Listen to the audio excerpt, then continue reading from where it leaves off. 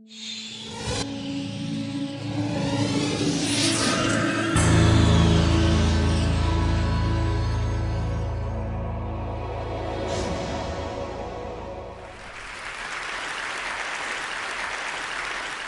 the past several days, I heard people talking about China.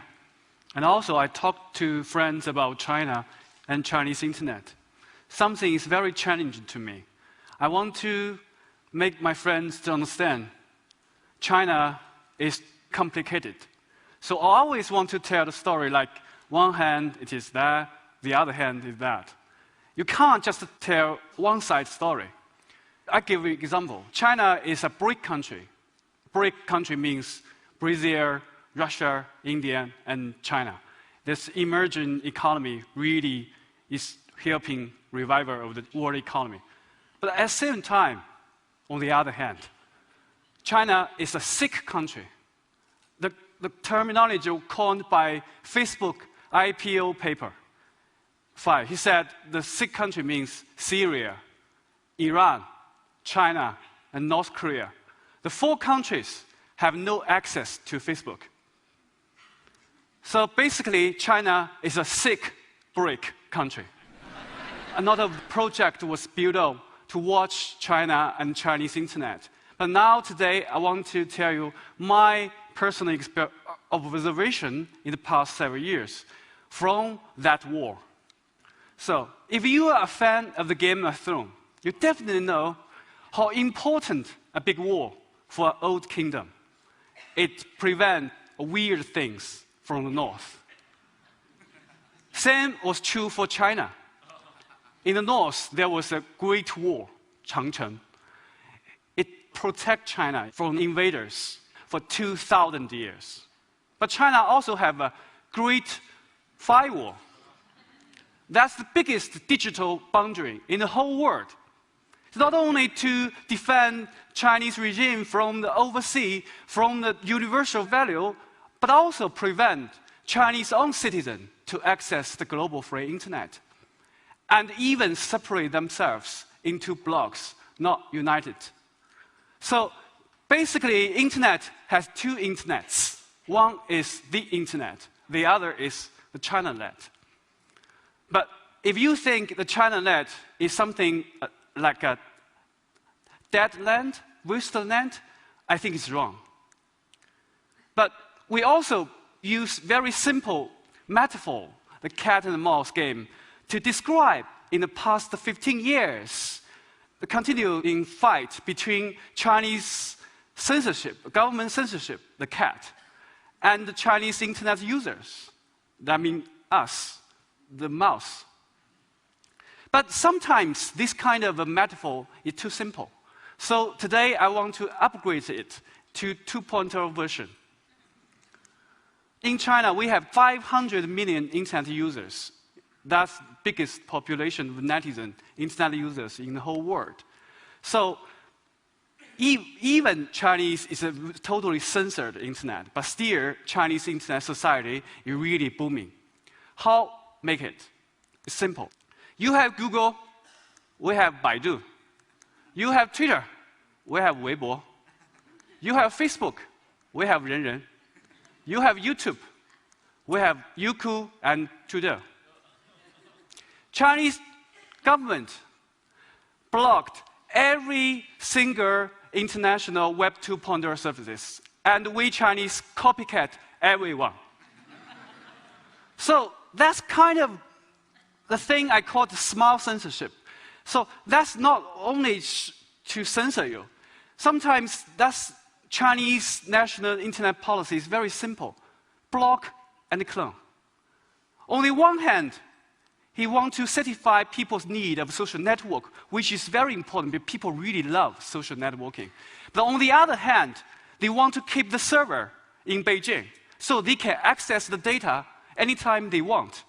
That's also the reason Google was pulled out from China, because they can't accept the fact Chinese government wants to keep the server. Sometimes the Arab dictators didn't understand these 2 hands. For example, Mubarak, he shut down the internet. He wants to prevent netizens to criticize him. But once netizens can't go online, they go on street. And now the result is very simple. We all know Mubarak is technically dead.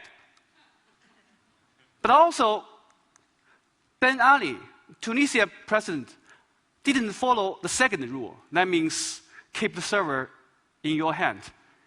He allowed Facebook, a US-based service, to continue to stay on inside Tunisia. So he can't prevent his own citizens to post critical video against his corruption. The same thing happened. He was the first to topple it during the Arab Spring. But those two very smart national censorship policy didn't prevent Chinese social media become a really public sphere, a battlefield of public opinion, and the nightmare of Chinese officials. Because we have 300 million microbloggers in China. It's the entire population of the United States. So when these 300 million people, microblogger, even they blog the tweet in a censored platform, but itself is China-led, but itself can create very powerful energy, which has never happened in the Chinese history. 2011, the July, 2 blazing trains crashed in Wenzhou, a southern city. Right after the train crash, authorities literally want to cover up the train, bury the train. So it angered Chinese netizens. The first 5 days after the train crash, there were 10 million criticism of the posting on the social media, which never happened in Chinese history. And later this year, the real minister was sacked and sentenced to jail for 10 years. And also, the very recently, very funny debate between the Beijing Environment Ministry and American Embassy in Beijing. Because the ministry blamed American Embassy for intervening Chinese internal politics by disclosing the air quality data of Beijing. So, the app is the embassy data, the PM 2.5. He showed 148. He showed is dangerous for sensitive group. So, suggestion is not good to go outside. But the down is the ministry's data. He shows 50. He said it's good. It's good to go outside. But 99% of Chinese microbloggers stand firmly on the embassy side. I live in Beijing. Every day, I just watch the American embassy's data to decide whether I should open my window. Why Chinese social networking, even within the censorship, is so booming? Part of the reason is Chinese languages. Twitter and Twitter clones have a kind of a limitation, 140 characters. But in English, it's 20 words or a sentence with a short link. Maybe in Germany, German language, maybe just aha. But in Chinese language, it's really about 140 characters, means a paragraph, a story.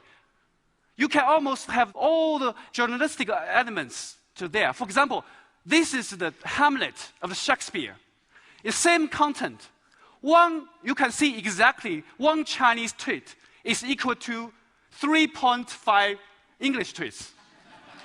Chinese is always cheating, right?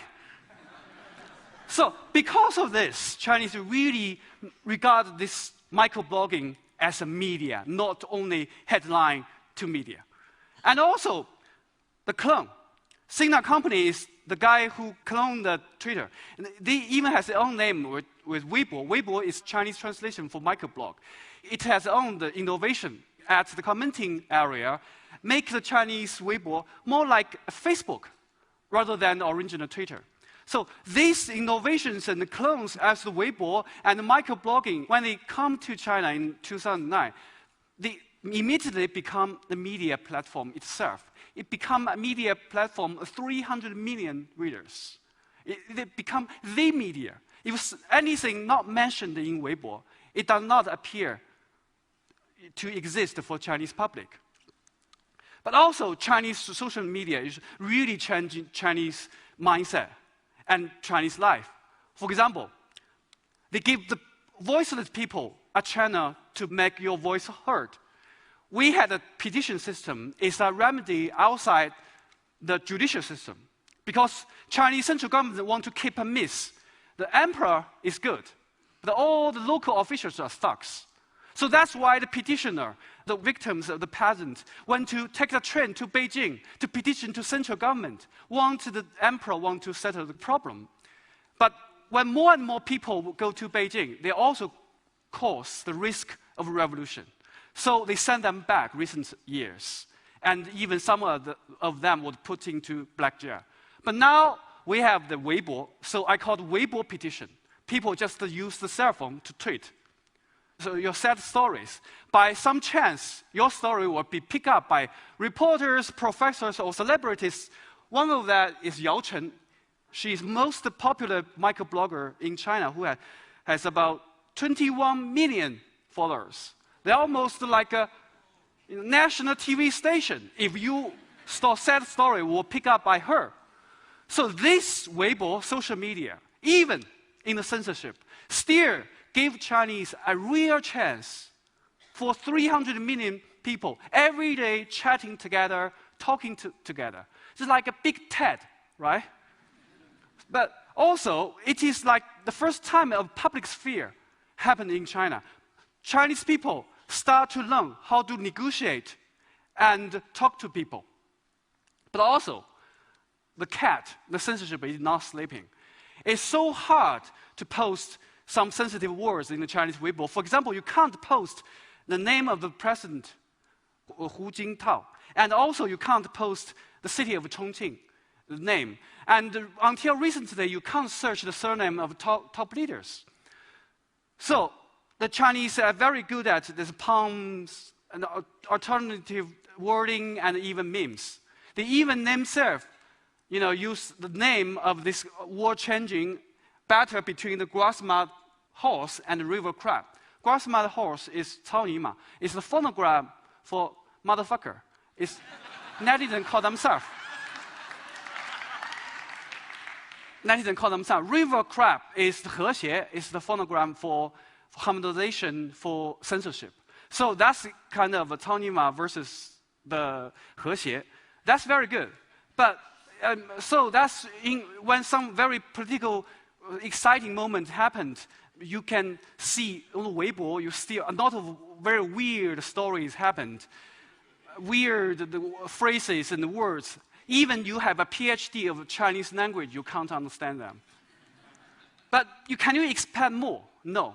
Because Chinese Xinjiang Weibo, when it was founded, is exactly 1 month after the official blocking of Twitter.com. That means from the very beginning, the Weibo has already convinced the Chinese government we will not become the stage for any kind of a threat to the regime.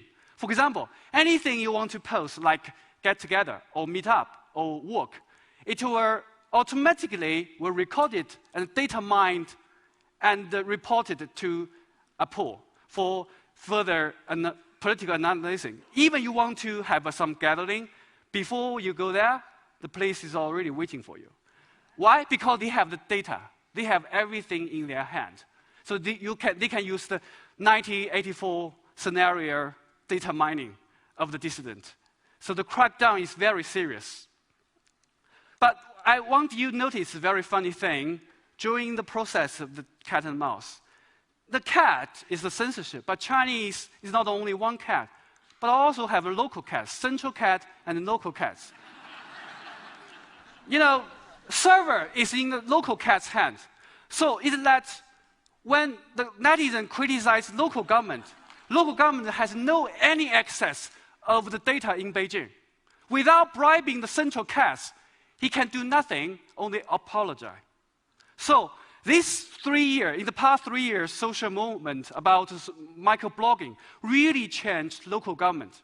They can become more and more transparent because they can't access the data. The server is in Beijing. the story about train crash, maybe the question is not about why 10 million criticism in 5 days, but why Chinese central government allow the 5 days of freedom of speech online. It never happened before. Answer is very simple. Because even the top leaders was fed up with this guy, this independent kingdom, so they want an excuse. So public opinion is very good excuse to punish him. But also the Bo Xilai case recently, very big news, he's a princeling. But from the February to the April in this year, Weibo really become a marketplace of rumors. You can almost joke everything about these princelings, everything. It's almost you are living in the United States. But if you dare to retweet or mention any fake coup about Beijing, in Beijing, you will definitely be arrested. So this kind of freedom is targeted and precise window. So Chinese in China, censorship is normal. Something you find is freedom is weird. Something will happen behind. Because he was very popular leftist leader. So central government want to purge him. They need very cute to convince all the Chinese people why he's so bad. So the Weibo, the 300 million public sphere, become a very good, convenient tool for political fight. But this technology is very new, but technique is very old.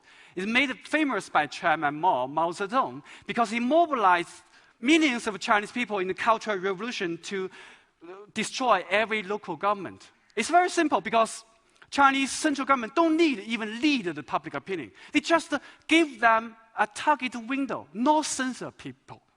No censoring in China become a political tool. So that's the update about this game, cat and mouse. Social media changed Chinese mindset.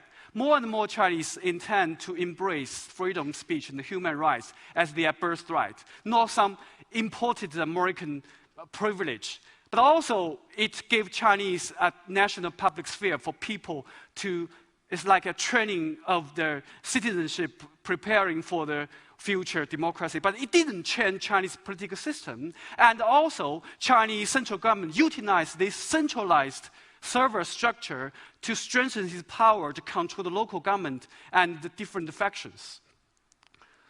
So, what's the future? But after all, we are the mouse. Whatever the future is, we should fight against the mouse. There is not only in China, but also in the United States, there are some very small, cute, but bad cats. SOPA, PIPA, ACTA, TPP, and ITU. And also, like Facebook and the Google, they claim they are friends of the mouse. But sometimes we see them dating with the cats. So my conclusion is very simple. We Chinese fight for our freedom. You just watch your bad cats. Don't let them to hook with the Chinese cats. Only in this, in the future, we will achieve the dreams of the mouse, that we can treat anytime, anywhere, without fear.